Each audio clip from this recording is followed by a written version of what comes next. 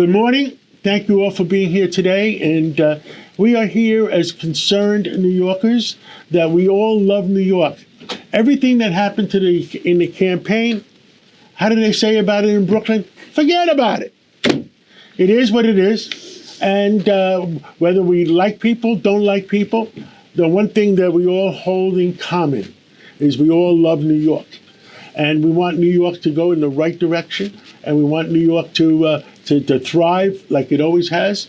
And we want the quality of life to be the right thing for our kids and grandkids. I can take care of myself. What I worry about is my kids and grandkids.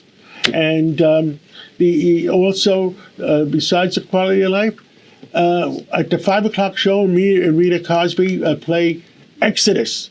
Well, we want to stop the exodus. We want to stop the people leaving New York City. The next thing is businesses.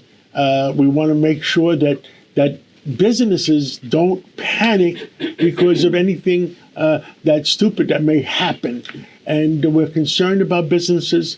We're concerned about people. We're concerned about tourists.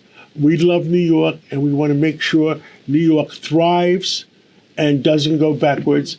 And I don't know what we're going to call this organization, but maybe we love New York too, or something. You know, I mean, there used to be a We Love New York, maybe a New York Love too. And Dominic Carter is our MC, and we want to introduce everybody. And we're always going to be available for questions. And I'm the most available person around. 3 o'clock in the morning, if you text me, I'll answer you. All right, so let's get going. And anyone that knows anything about my work, I don't like boring. I like it to move quickly, fast, and stay very interesting. That's what this is about. This is about the city of New York. None of this is possible without Mrs. Katzimatidis, without Mr. Katzimatidis.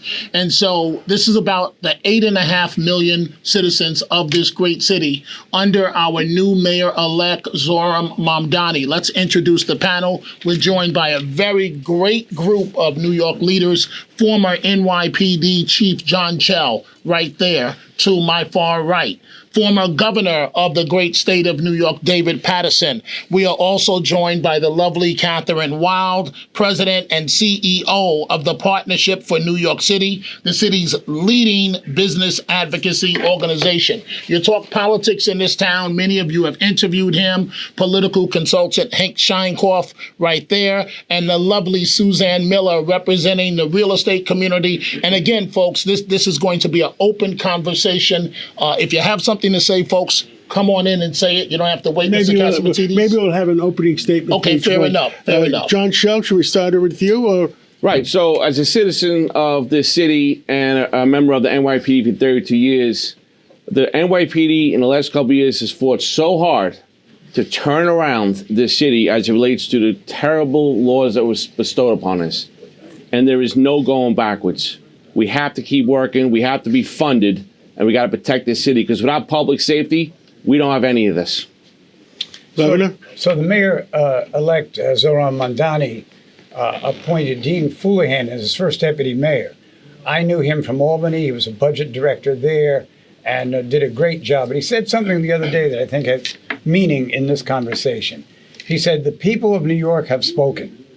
And I think that we all agree that the people of New York have spoken. These days, you have elections. People that lose by big margins claim that the election was taken away from them. But in this situation, everybody here understands that. But now the question is, how do we move forward together? How do we take the poetry of politics and meld it with the prose of governance? And if we can do that, then we'll be able to fulfill Chief Shell's wish and those of others around the table, and 9 million people in this city. Kathy? From the standpoint of the business community, we are enthusiastic about working with Mayor-elect Mamdani on particularly the issue of making New York affordable. John referred to the number of families, people leaving New York, and overwhelmingly that's because they can no longer afford to live here. And this is a very big problem for employers who are attracting people here, and in order to afford the cost of living in New York are paying 20% premiums on salaries. So we're excited about the affordability agenda. We think particularly with regard to housing and childcare, there's a real opportunity for business to partner with the new administration. If we don't come up with an affordability solution, we're going to continue to lose the battle to Dallas, to Fort Worth, to Houston, to the Carolinas, and to Tennessee, where our jobs are exiting and have been, frankly, for the last 10 years.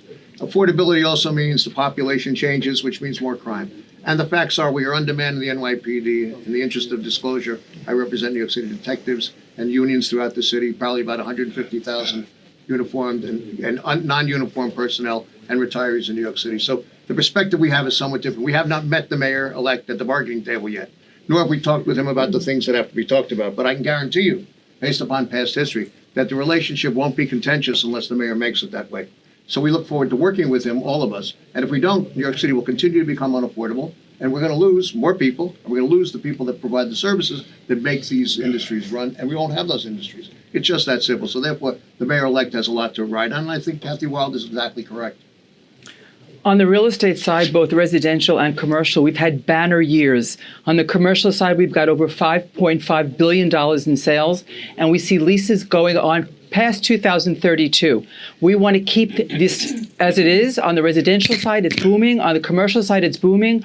We've never seen such banner years, and I think that as long as these companies feel safe, the employees will continue to be in New York, and that is my concern. It's about safety, because we've laid the groundwork for the companies to stay here. They've invested in this city, this great city, and I want to keep them here. Mr. Katzimatidis, you are a tremendous leader in this city and country. Do you have any concerns going into the new administration? Every administration turns to you to a degree for your advice. What concerns do you have? I have no concerns. I don't. I didn't take it as a threat about supermarkets. I said that, I think, in the New York Post a couple of weeks ago. It doesn't bother me about the supermarkets. We've always had competition. What bothers me is as I'm getting older, like I said, I can take care of myself, but I worry about my kids and my grandkids are coming now, and the fact is we want quality of life. We want the NYPD right up the force. We don't want them degraded. I mean, there was threats, or I would call it, like I said, let's not look backwards. Let's look frontwards. There was people that suggested that they're going to disband certain parts of the NYPD. We want the NYPD to be a strong force, the same NYPD we've known for the last 100 years and doing a great job. And we want the judges that are being appointed to be the right judges that are going to do a job as a judge and not to do anything on the wrong side of the law. We don't want, we had at one time, I've said this before, we had 28,000 people at Rikers Island. We had 28,000 people in mental institutions. Now we're down to five or six on both sides. It's not, we don't want those people on the streets in New York. We don't want those people in the subways in New York. What we want is the people that are mentally ill. We want them to have treatment. We want them in hospitals. We want. Look, the New Yorkers and the American people have always have a heart. Let's take care of those people. The people that have 50 arrests, 75 arrests. I mean, it's been a joke. It's been, I read about it. You read about it all the time. 186 arrests. Some people are not meant to be in civilized world. We run a Western civilized world in the United States of America and in New York. The people that are not meant to be part of civilized world, I hate to say it, you got to put them away. And the quality of life in New York is the capital of the world, and we want it to be the capital of the world. And I'm here to say, What did President Trump say when they tried to kill him? They tried to assassinate him. Fight, fight, fight. And I'm going to fight for New York. Fight, fight, fight. So, Chief, piggybacking on what Mr. Catsimatidis just said, I watched an interview recently with the mayor-elect with Channel 4, and he seemed to indicate that he's okay with the current size of the NYPD. I don't know how the NYPD can keep this city safe with its current numbers. And so I want your expert opinion. And from your point of view, what does leadership, how will it look like under Mayor Mamdani, and what does it mean for public safety? Well, look, the NYPD's understaffed. I'm telling you right now, the cops are tired. They're tired, they're working hard. Their quality of life within their personal lives is hurting because they have to make up for the shortfall. We had 40,000 cops years ago. We're down to about 34. And if you listen to the rhetoric now, you got to be real careful here. Mm-hmm. I want to maintain current staffing levels. What does that mean? Because we have 4,000 cops that can leave in January if they choose. Not saying it's going to happen. If they choose. So if we go to 34 to 30, is that maintaining current staff levels? We will not be able to survive. This city is 24/7, 365. It moves all over the place, and the cops are more things are being demanded on them than ever before. Calls for service, quality of life, like John mentioned. Coming out 3 years worth of heavy protest, 250,000 migrants fighting crime, understaffed. They're tired. I tell you what, if the mayor-elect wants to send a strong signal, give them the contract they deserve, make sure your rhetoric is on point, and those men and women who took an oath to the city will go out there and do their job. Mental health workers for certain calls, is it doable? It's doable. We already do it in our PATH program in the subway system. The problem is the laws aren't codified. Just taking someone out of the subway system off the street has mental illness, send them to the hospital, give them a pill, to send them back out in the street is not a process. Where are the beds? Where are the laws for clinicians? The cops are doing their job, the NYPD. Everyone's got to come together and it's got to be codified so we can fix this. What we're doing now is not sustainable. It's a smokescreen. So, Catherine Wild, the mayor wants to raise taxes. Governor Hochul seems hesitant to do so as she's heading into an election year. One business leader said is absolute suicide. You have been in this arena, in this game for decades. What says Catherine Wild? Well, I think that all of us recognize that additional government spending and raising taxes just increases the affordability problem in New York, since those extra costs tend to get passed along to consumers in terms of business taxes. But at the same time, all of us also are prepared to step up when New York needs help. And I'd be interested in John's feeling about, I thought it was a hopeful sign that President Trump just said something about sitting down with the mayor, talking to the mayor about, and hopefully the threats for funding cuts are not on the table, because a third of our state budget comes from the federal government. A big proportion of our city funding and entitlement programs that we depend on come from the federal government. So I don't think we can talk intelligently about tax issues at the local level until we understand what Washington's going to do for us. And I'm hoping that with John's help, that'll be positive. John? The president loves New York City. And he wants New York to be the best, greatest place in the world like it's always been. So he's going to do, he's going to do what he has to do. And, like he said, he's made peace with a lot of people that he had differences with in the past. So I believe they're going to be meeting, and let's see what happens. I can't speak for the president, other than the fact I can speak for him for one thing. He loves New York and wants New York to continue to be the greatest place in the world. So, Hank Scheinkoff, help us understand this. And Governor, I want you and Suzanne to come in. And folks, if you have something to say, don't wait for me to ask a question. Come on in and say it. And my colleague, by the way, Sid Rosenberg, is somewhere around here. But Hank Scheinkoff, you always make all things political in a way that we can all understand. So the president and Mr. Mamdani have been at odds with each other. The president controls the purse strings. How does this dance work between the two of them? The president, within the last 12 hours, has said he's bringing Mr. Mamdani, at Mamdani's request, to the White House. We don't know exactly when, but how does this relationship work amongst those two? And can it work, more importantly? It'll be very hard to make it work for a whole host of reasons. Nonetheless, among the most important ones is that they're from very different parts of the parties in which they operate. Mamdani, in many ways, is an advertisement for Republicans next year in the midterm elections. What is going on in Seattle with the election of a far-left mayor is an indication of where the country is going in many ways. But, there's a larger issue involved here that people aren't paying attention to. When you have these kinds of contentious elections where extraordinary amounts of money are spent, and there's a sea change going on, it is reflective of an intense population shift. We're no longer the city that we were 20 years ago. We're just not. We're a city with different ethnic variations in different communities, and the competition between those communities will be more intense than ever before for limited dollars. Question is, so what does the government do? We don't know, but I can tell you that the city is facing significant financial challenges, and the state is also facing significant economic challenges, and the president can do whatever he wants. Now, we know what President Ford did in 1975, except it wasn't exactly that way. He had to be pressured. The other problem is we don't have the potential Speaker of the House of Representatives from Brooklyn. Hakeem Jeffries is not the Speaker of the House. He's the minority leader.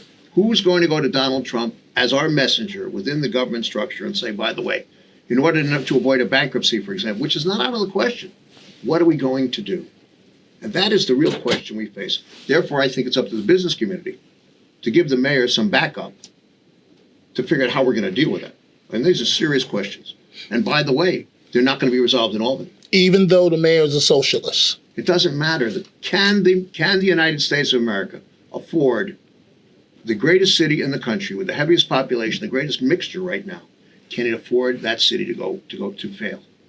I think that I agree. I think that the president and Mayor-elect Mamdani were elected on the same principle, which is basically the financial insecurity that Americans feel about their future, the difficulty of owning a home and even of paying the rent. And I think that hopefully we have that common interest that crosses political barriers, and that helping people feel the hope of America, which I think both of their campaigns stood for, is what we ought to all be working together on. Recording in progress.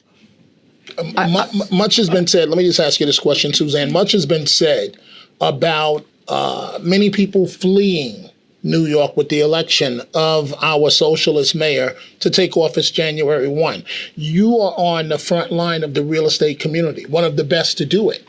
You say what? So I think that this focus on the tenants, I understand that, and there's an affordability issue. I absolutely understand that. What I'm concerned about is the landlords. The landlords, the people in New York City make up the rent roll, make up the taxes of 35% of our budget. When did the landlords become the enemy? We want New York to be home and a hope and a home for landlords. We want investors to keep coming here. And I have a real issue with the division between the tenants and the landlords, and I think that we have to make the landlords feel safe, feel wanted, and feel like this is a place that they want to invest in, because New York City has always been a home for that. We want tourists, we want investors, and that is a concern of mine. That's the one thing I want to say something about that. I've been investing in New York City since 100 years ago, 1970s. And you know, when I used to go around and say, you're an entrepreneur, why are you so successful? I said, if you buy a building, if you buy this building in New York, and it comes time for $1 million in 1970, and it's time to sell it, you're going to have 20 different buyers, 30 different buyers to sell it for $5 million. So success was in New York. The word success and New York went hand in hand. That's why all the immigrants came to New York. Now, you buy this building in Kansas City for $1 million. 10 years later, maybe you get $1.2 million. So that's the investment theory. And then you have to watch out for some of the large companies that are systematically downsizing in New York. I know one of our friends at J.P. Morgan, they got more, the most beautiful building I've ever seen in my life. But they have more employees in Texas than they do in New York right now. So that's what I call systematically downsizing. So how does this? And me, I have, I'm an entrepreneur. I'm a businessman. I worry about my kids. And I say, you know what I say? Well, the next billion I invest, should I put all, remember the old proverb? Don't put all your eggs in one basket. So if there's concern about New York, there'll be concern about putting all your eggs in one basket. So that is the concern, because we want the NYPD to be the best, continue to be the best. We want the selection of judges. One of my businesses is the real estate business. A person that you go to court on the real estate business, you never collect. How do you pay your mortgage? We have alternative means of doesn't bother us. We just have, to us it's just a hard time. But people that only bought that building and the judges are not giving them a fair and square deal, then those people are going to be big losers. So, well, Chief, go ahead. I just retired, right? I just retired. My kids are older. What's the recipe for representing the Latino community? What's the recipe for success here? Let me see. Just follow me here. You're going to raise taxes. You're going to squeeze the landlords. You're not going to fund the police. You don't, by own rhetoric, you don't want to deal with low-level crimes, prostitution. That affects, to John's point before, again, quality of life. That affects businesses. So what is the incentive for me and my wife to stay here? I think that going back to your point on the landlords, I think that we have seen Mayor-elect Mamdani evolve that position and very clearly say that he recognizes that 35% of the rent in rent-regulated buildings is from property taxes, and that we need property tax reform. And he has said for the last couple months that property tax reform will be at the top of his agenda as part of his efforts. And he said, he's pointed out that our last two mayors did not achieve that. So we intend to look very closely. There is a court decision coming down any day that could help rent-regulated housing. And that's what we have to stick with. We have to push forward on the whole agenda, not the sound bites. So I want to just add on that. We have an affordability housing issue. We have about 100,000 warehoused apartments. And if I'm a landlord, why am I going to put the apartment on the market when I have a squatter that may not pay me rent? I'm capped, but my real estate tax goes up, but I'm capped on the rent I can get. And I have to put repairs in there. That's a state problem. The state in 2019 changed the legislation, which took away the ability to invest in those buildings. So that we have to go back to Albany with, and we certainly are very prepared to do that. Mr. Sheinkoff, I agree with Kathy, and I agree with Suzanne. So they're both right for a lot of the political reasons as well. But let me tell you something. I'm a kid. Everything I have in life, I've worked all over the world. I've been very fortunate. I live in New York City. High school dropout. City University was free. Not that. I would never want to, John Jay, I was in a different profession. I got my first master's there. I owe everything to the city. So let me be clear. I lived through the Bronx exploding. If these things happen in the way that they've been talked about, as I told an assistant DA from the Bronx the other day, please find the first idiot who has burns on his hands from a gasoline station down the block, because he's the guy that did the arson. Because those buildings, in many cases, were purchased by new immigrant families, the ones that are under rent stabilization guidelines. Mom and pop. Mom and pop. You're not telling me we're going back to that. What I'm saying is that we will need more fire marshals and more arson explosion detectives, which we don't have today, by the way, if we have the kinds of regulations that are willy-nilly and not thought through. What Kathy Wild and what Suzanne Miller are saying is we need carefully constructed regulations that deal with the problem so the mayor can deal with the problem. If not, I can guarantee you The police and the fire marshals will. Okay. That's the problem. That's the underside. And that's what they're really saying to you. And we can't afford that. We can't afford to lose that housing stock again. Okay, so there are so many questions, so little time. Let's bring in Fernando Mateo into the conversation. From your perspective, you've been around for a while, Mr. Mateo, can this work with New York's brand new mayor, incoming mayor, 34 years old, socialist? I mean, is it possible this can actually succeed?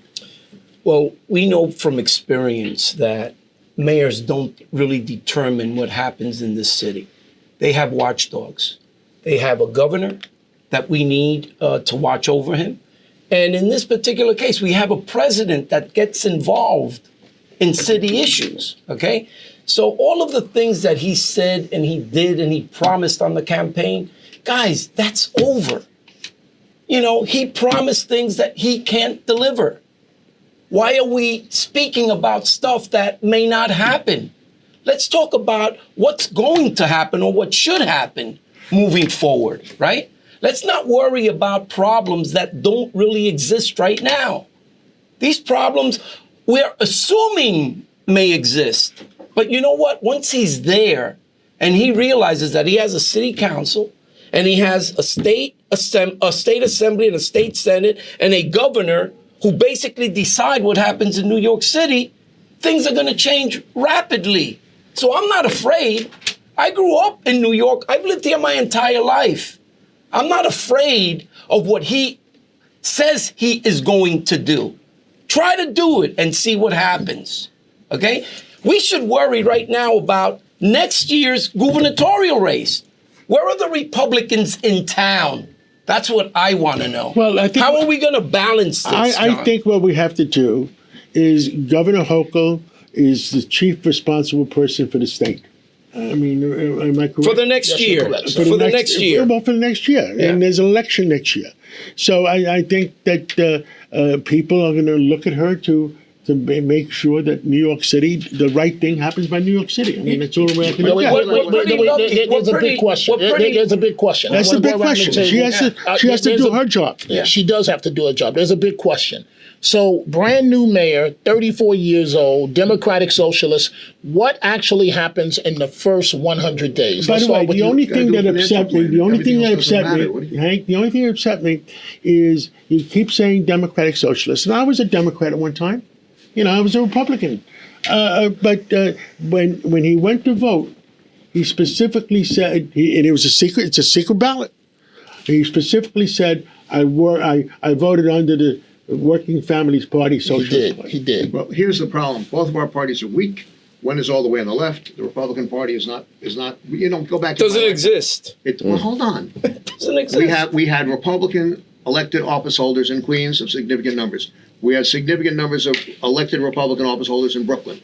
We had Republican office holders in Manhattan. If both parties do not get back to themselves and start organizing, this is going to continue to be chaotic because the Democratic Socialists and the Working Families Party are responses to a particular set of political conditions, and that's the best we're going to get right now unless the parties come back to some form. The other thing, Hank, that was notable yesterday, that it was in a couple of newspapers, that the Jewish community is going out and buying guns because they're afraid that the NYPD is not going to be able to answer them. When you dial 911, now we had that commercial. When you dial 911, who's going to answer? I did that. More guns aren't the answer either. Okay, by no means. But Hank Shankoff, let's. Well, I saw the picture in the paper, but don't point to the story Let's pick up either. on what you just said. Yeah. Mr. Catsimatidis made the point about Jewish New Yorkers, more Jewish buying guns, and your exact words were they should. Why? Well, I should keep them in the house, too, if they'll feel better. Why? Only a qualified person who knows how to use a handgun and has been in combat or understands combat should be using that weapon. But why should Jewish... People are afraid. The attacks on Jews are real. They're the most put upon group in the city right now, and they have reasons. Son, the rhetoric is disturbing. Let's be honest. I believe what Freddie said. Let's remain to be seen. We don't know what's going to happen. Let's wait. That's correct. But what's on the record right now? You can only go by the rhetoric, and the rhetoric is scary for people who are going to be walking around the street. So you're alarmed as someone that ran the NYPD Absolutely. for Jewish New Yorkers. Look, I think the NYPD is great with solving crime. We've got the greatest detectives. We got the greatest cops. We do that quite well regardless. The key to success for this city I've always said it for years, is quality of life. People want their block to look the way it's supposed to be. But if you're a Jewish American New Yorker, According to Andrew Cuomo, one of the reasons he lost the primary is because of the Jewish vote, because of what happened in Gaza. Do you think that's true, John? Well, look, the number one biased crime in the city is against Jewish people, second to none. So when you couple that with just overall rhetoric about like, I don't want to enforce minimal crimes or prostitution, it kind of paints a picture of no one being secure, let alone a group of people who are discriminated against constantly. And that's the Jewish community. So yeah, they're scared. I'd be scared too. But let Well, me I ask live you, in why are we speaking only about the Jewish community here? I'm not speaking. We have the black community. Okay, we have the black community. We have the But you Hispanic just heard community. the chief say the number one bias crimes Yeah, happen but to bias- be about the Jewish Okay, community. but how about the violent crimes? If it were about black communities, I'd be talking about the black Yeah, community. but- If it was about the Latino community, I'd be talking. Right now, we should be focusing on the Jewish community because they're In the last couple months of the I know what you're campaign, saying. there was as I know much what you're saying. Islamophobia as there was anything else, and I think we should To be every talking neighborhood about in the that, city, too. every neighborhood in the city. Let me go back to what I said before. If you're going to give the Civilian Complaint Review Board the final adjudication over all our cops and take that power away from the police commissioner, she is probably north of 70% of agreeing with them. If you leave that to that agency, cops are going to become very reactive and not proactive. Every single community will suffer from this being reactive. We cannot go back to the days of a cop getting water poured on his head and standing there not sure what to do. Now, you compound that with what came across the city council last week. They want to give the Civilian Complaint Review Board access to body-worn cameras whenever they want, so they could sit there and cherry-pick every single incident from an agency that's very vindictive to go after our cops. That, trust me when I say this, that'll be a deal breaker. We'll never get it back. Cops won't come to the job, and those cops will leave. And that's the only way real estate will go down, is if we don't have safety. Other than that, we're on a great track. It's also the best recruitment tool that Nassau and Suffolk County ever had to get more cops. That's a fact of life. Houston Police Department, 35% raise, I believe they got, and they came calling for our I used to cops. represent them years ago. I know it, and they've done a very good job. The Houston Police Officers Union has done a terrific job for those cops. It keeps doing it. But let me go back to something that was said. People want to have guns. Most of them shouldn't have guns because they just don't know what they're doing. Are they entitled to be angry and concerned? The answer is yes. Was Islamophobia real in that election? The answer is yes. If we do not figure out a way, and I said this early in the conversation, to integrate everybody, all these new groups in the political system, we're going to have chaos like we had in the 70s. And that's the danger. And that's what the mayor has to face more than anything else. And if we don't do that, the city will not be livable. And I don't care how many cops you have. And I'll tell you something else. The cops are tired. We don't have enough detectives. In specialty squads, we don't have enough people right now. The danger to the city is extraordinary. The mayor's got to figure that out. That's it. Dominic, listen, this is New York City. We're the capital of the world. One person is not going to change the way we live in this city. But safety will. He can have his opinions, okay? But New York City will always survive. And we're going to survive come thunder, rain, or shine. You know who should be getting guns? It's people that have small businesses and are being robbed every day, that are being stuck up every day, that are being looted every day, the supermarket owners, the bodega owners, and even consider cab drivers at some point or another. You know what? If I'm in a movie theater and I see somebody come in and start shooting, I better damn have my gun in there to stop this guy. You hit the ground. So you know what? No, you hit the ground and they're going to shoot you on the ground. Okay, these people don't stop. All right, you need to, in Florida, I love going to Florida. Nobody's picking fights in Florida. Nobody's looting your bodega or your supermarket. Nobody's robbing you. You know why? Because you're going to get killed. You're going to get shot.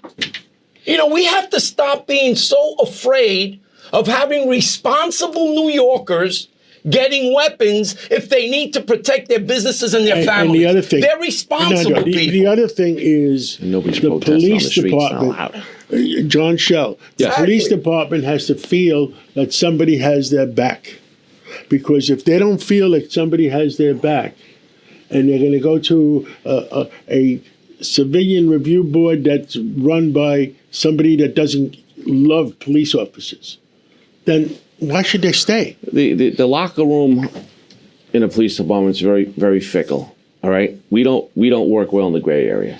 Either we feel you support us or you don't. And right now they don't. But I'll go back to it. When Bill de Blasio came in, he came in with similar rhetoric, right? And what did Bill do? He brought in Bill Bratton to mitigate that, right?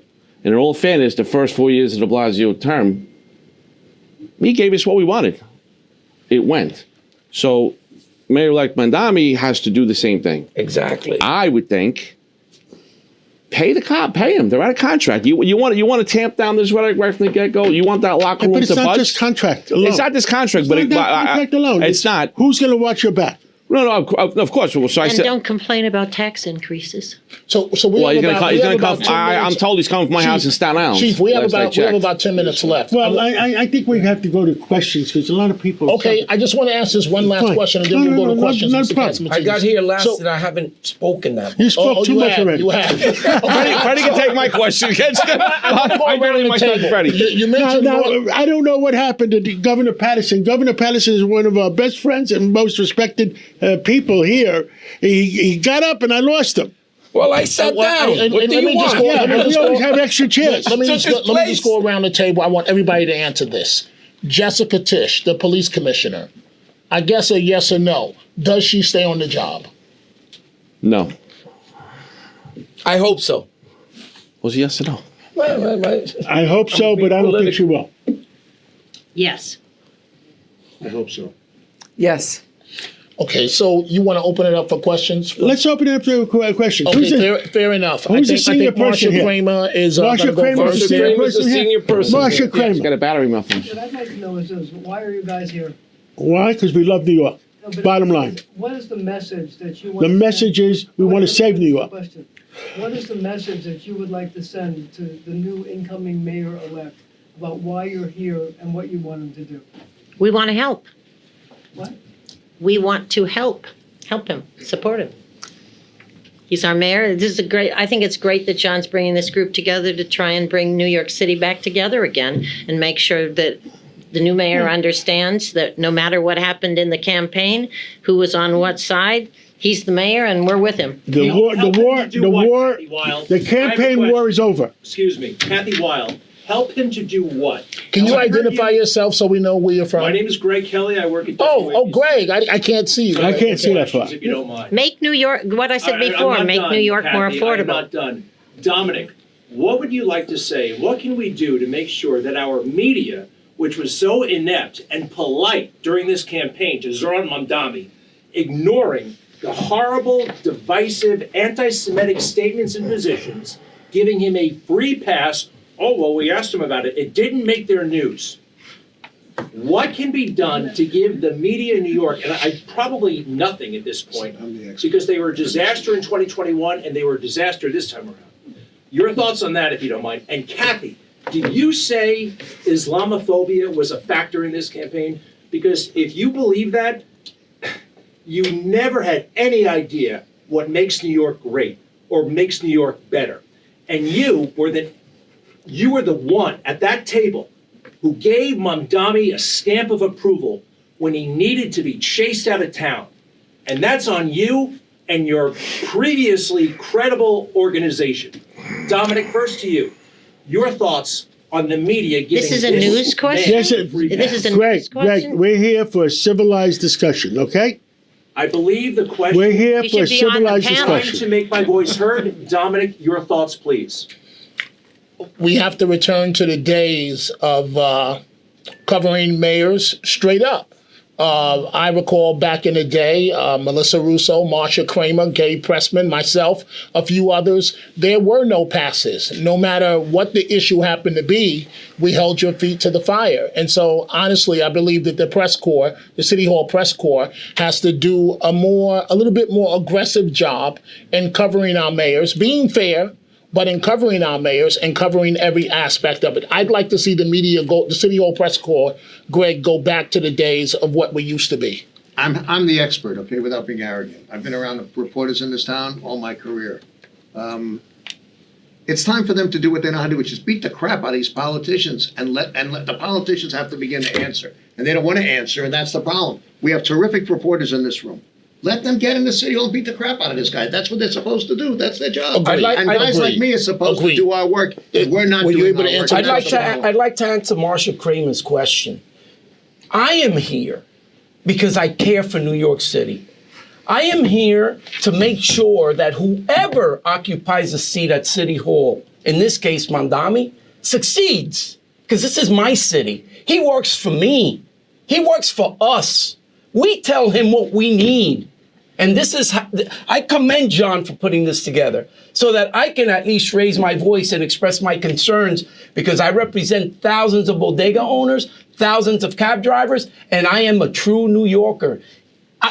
Out of borough, inner city, been through the lines. Chief and I have worked together on many projects, and I'm telling you one thing, the milk is spilled. We can't take it back. Mandami is the mayor. We want you to succeed, but we want you to listen to concerned New Yorkers, and we want you to respect capitalism, because capitalists like myself are the ones that employ thousands of people that can then pay taxes to the city so that we can run this city correctly. So protect capitalism and let's work together. And protect real estate, because real estate keeps the city intact, and we need landlords to feel like they're wanted. We want investors to come here. I personally think Mayor Mamdani will do a great job. I think as he realizes this, I think for the first 2 years, he's going to give it his best, and I'm optimistic that the city will continue to do very well, because as a young guy, he's got aspirations, but it all starts with real estate. There were I a few agree other with you, questions. There were a Suzanne. few other we have to go to the questions. Okay, identify yourself, please. Joe Newton, Politico. How you doing? Okay, good. I had a question. Just this group, you called it a watchdog group in the release you sent out. No, that was a weekend. I explained it to a few people. That was a weekend press release. It's not a watchdog group. It's a group that loves New York. Okay, it's full stop. Okay. Let's not create crap, okay? This is it's raw. He's telling you. I'm telling you the facts. If you want to take the facts, take the facts. I'll take the facts. Okay. But This is a group that loves New York and wants to make New York work. And I opened it up and I said at the beginning of it that forget about what happened during the all the crap that flew around during the campaign. It is. We're here to do the right thing for New York. That's what we're here. I want to make one point about something that was said before. Let's be clear about this, going back to the Jews. When you say globalized intifada, you're not asking Jews to have lunch with you. You're asking that the Jews should be lunch. So when he changes that rhetoric, we'll feel a lot better. John, That's just the my fact of question life. is, Go ahead. aside from having press conferences, you obviously have a big platform on the radio. Is this group going to do anything in addition to that? Is there going to be any money behind it? If the mayor does something that you think is out of bounds. Listen, this is the richest country, is the city in the world. We can have all the money in the world behind it. It's not about money. It's about people, and I think that the governor has to realize that we're going to, make sure that the governor takes care of what she wants to do. I mean, we want New York to be the same way we grew up in. We lucked out because this is an election year coming up. And the governor has to do her thing. And if she does her thing, Mandami isn't going to be able to do all of the things that he said he was going to do on the campaign trail. Okay, a few other questions and then we have to close this. From New York One. New York One. Question for Kathy Wild about the idea of raising corporate taxes. That's something that has been talked about. The governor has refused to commit to raising income taxes, but Mamdani has a very expensive agenda. But we all know that Albany decides on raising taxes. Is this something in your conversations with It doesn't bother me. Is she on board with No this? fact. Would it be a good Zero. idea? Would it be a bad idea? How would it look for? The governor has consistently said that she doesn't want to see us raise taxes. So I think that is not, I think the implication that she's looking for tax increases is not accurate. And what's the difference between, Mamdani always says New Jersey has the highest corporate tax rate, and then New York, if you raise it, would actually be compounded with other taxes. How would that, what's that parity look like? We would not be competitive. If New York raises taxes, we'll be the highest tax on corporations. We'd be the highest taxed state in the country on corporations. We're already the highest taxed in New York City on individuals. And so raising taxes is not a solution that leads to greater affordability. And I think that we've got to make that case clear. Great. Okay, WPIX, no, we can only go with one response. We got to wrap, 2 more questions, we have to wrap this up. Go ahead, Several of you, WPIX. including you, Mr. Katsimatidis, you, Mr. Shell, have the ear of the president, or those in his inner circle at least. What are you communicating with him about Mr. Mamdani? Are you telling him that suspending funding, regardless of what you think of the guy, sending in the National Guard, regardless of what you think of the guy, is a bad idea, is an okay idea? What are you communicating on that? Because that's clearly the next big It's not what battle we're that's coming the city's way. communicating. There's discussions always take place. All right, discussions always take. Who am I speaking to? WPIX, Huh? WPIX TV, Channel 11. The fact is, I'll say that the president loves New York. Number 2, if the NYPD needs help, or if the NYPD, and I'm talking on my behalf, don't attribute it to the president. And if the NYPD is in a position that they can't do their job, the feds are going to step in and do their job. In other words, that's my opinion. The fact is that we want a safe New York, and whether it's safe by the NYPD, or if the NYPD is handcuffed, then somebody else is going to help. That's my opinion. What was the second part of the question? Well, just about the funding, but it looks like But Mr. Shell funding, wants to. I said on the funding, what I said to the president, let's not hold up any New York money. You love New York, I love New York. Let's not hold up any New York money. Worst case scenario, put in a monitor like we had in the 1970s, and put the money through him to make sure that the money goes in the right spots. If we Does that make common sense? Yep. If we happen to lose part of those 4,000 cops, and we will have a retention problem, who is going to help us? Because we are going to need help. If that entails a National Guard coming here, then that they're going to have to help us. Okay, if and when remains to be seen. Well, we got the state troopers too. And we do, but if they come here, we're going to put them out like every other cop and secure corners and keep. Because at the end of the day, it's about public safety. In terms of the president, if I ever spoke to him and it was asked, that'd be a private conversation. Of course, I would give my opinion. Okay, one last question, then we're going to have closing comments. We're going to start with Mr. Katsimatidis and go around the table. Is there one last question? Just identify yourself. No more questions. Melissa Russo, well, 2 questions. Melissa Russo, Channel 4. Thank you. Hi, Dominic. Hi, everybody. John, can you please just clarify if you are creating a watchdog group, as I understand that there were issues with the original press advisory, but are you creating a watchdog group? We are creating a group. Participating in that? We are creating a group to be determined who wants to participate. It's strictly voluntary. I came up with it at the beginning. We love New York too. We had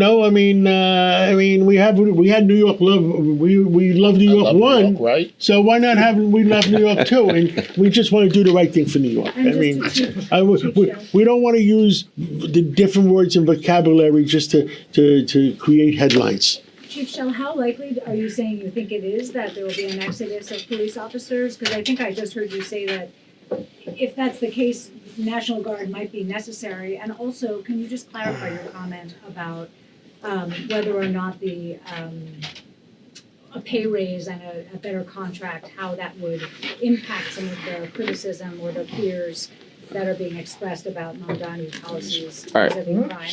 So let me be clear. It remains to be seen. We don't know what's going to happen until January comes and we start governing. There are cops that can leave. And I'll tell you right now, as far as a raise goes, you want to make a police officer happy, and to John's point, it's not all of it. Give them support, pay them, make them the top paid department in the country like they deserve, and do not let the CCRB, that vindictive group of people, run wild and try to hurt our cops, because that'll affect retention, that'll cause that 4,000 to move quicker, and that'll cause the National Guard to come help us, because we won't have a say. We won't have a choice in the matter. Okay. Last question, young lady, and then closing statements, beginning with Mr. Catsimatidis. Go right ahead. Just identify yourself, please. Yeah, hi there. Hannah Fair for the New York Post. I'm curious for you, Kathy, your successor at Partnership, Stephen Fulop. He's been saying things along the lines of, if these corporate tax rates do go through, it's political suicide for Governor Hochul. You said similar things about the tax rates, but not as inflammatory, and you said a lot of, more kind, optimistic things about Mayor Mamdani. So I'm just curious, what's your opinion about this rhetoric your successor is kind of putting out there now? It seems to be a bit of a switch up from yours. I don't think so. I think that he did an Instagram post as mayor of New Jersey and as my successor, and it's been exaggerated. I think that we very much believe that Governor Hochul wants to keep taxes down, and we're going to do everything we can to work with her to make sure that happens, and at the same time, make sure the affordability agenda, especially in terms of housing and childcare in New York City, gets accomplished. Okay, so that's it for the questions. I'm going to ask Mr. Catsimatidis, and again, where I started, I want to where we just ended. I want to go back to none of this is possible for us around here without the woman right back there. You can't see her, but Margot Catsimatidis, Mr. Catsimatidis' wife. Thank you, Mrs. Catsimatidis, for what you do. And thank you, Mr. Catsimatidis. You started by opening up the program. I want you to finish. And then quickly, I want to go around the table for like 30 seconds each, 30 seconds max of final thoughts. Go ahead, sir. I just wanted to point out, it was nothing about what I said in the New York Post a couple of weeks ago, nothing about the supermarkets. It's about the quality of life in New York and New York going forward. And the NYPD doing their jobs, appointing the right judges that are going to do their jobs, cleaning up New York, so people are not scared to walk around. I mean, somebody on this table asked me that before, and I'm not going to mention names, I want to go apply for a gun. I said, but I'm afraid that even if I'm doing the right thing and I shoot somebody, I'm the one that's going to go to jail. Well, the fact is that when you dial 911, you depend on the police department. And if we're put in certain strongholds where the NYPD, their hands are tied, how do they protect the citizens of New York? If you live in a home and somebody's breaking down your door and somebody dials 911, you want somebody to come. I just want the quality of life to continue. Fair enough, sir. So 30-second closing statements, Chief. I grew up in the city, served the city, love the city. I wish the mayor-elect all the luck in the world, and I'm just here to help. That's it. Sir? New York City is the only place that I really know. And I don't think that there's going to be any mayor that's going to want a disaster in his hands. Public safety is the number one issue, no question about it. Protecting the capitalism is the second thing. And I believe that Mayor Mamdani will adhere to these different things. You can't live in a city where there's no public safety. And I don't care how much rhetoric there is or how much fear there may be out there that instilled by many people. I think he's going to do the right thing. And I think that he's going to make the city better than what it was. Fair enough. Thank you, sir. Madam? We've all been around a long time in New York City, and we have a perspective that says New York City does best when we come together, when we take a pragmatic, unified approach to solving our problems, and I hope that's what we're going to do under the Mamdani administration. Thank you. Mr. Hank Scheinkoff? Hire more cops, prepare for fiscal crisis, and stop having a foreign policy, and you'll get the job done. Stop having a foreign policy. That's interesting. The lovely Suzanne Miller. I have had a real estate company here for 3 decades. I have investors, I've got landlords, I've got tenants. We have to keep the city happy. We have to keep the city together for the landlords and the tenants. And it's very important that we keep investors here in this city. And I love New York, never bet against New York, and I think he's going to do a great job. And so I want to say concludes, John should form that watchdog group. I It's agree not a with watchdog, I'm George. just kidding People taking it the wrong way. All we was your want is fault. we love New York. We love New York, and we want the right thing to happen. Fair enough, sir. Thank you all. That concludes the event. Thank you, folks. Have a great day. Thank you, Mr. Katsimatidis. Thank you, Mrs. Katsimatidis.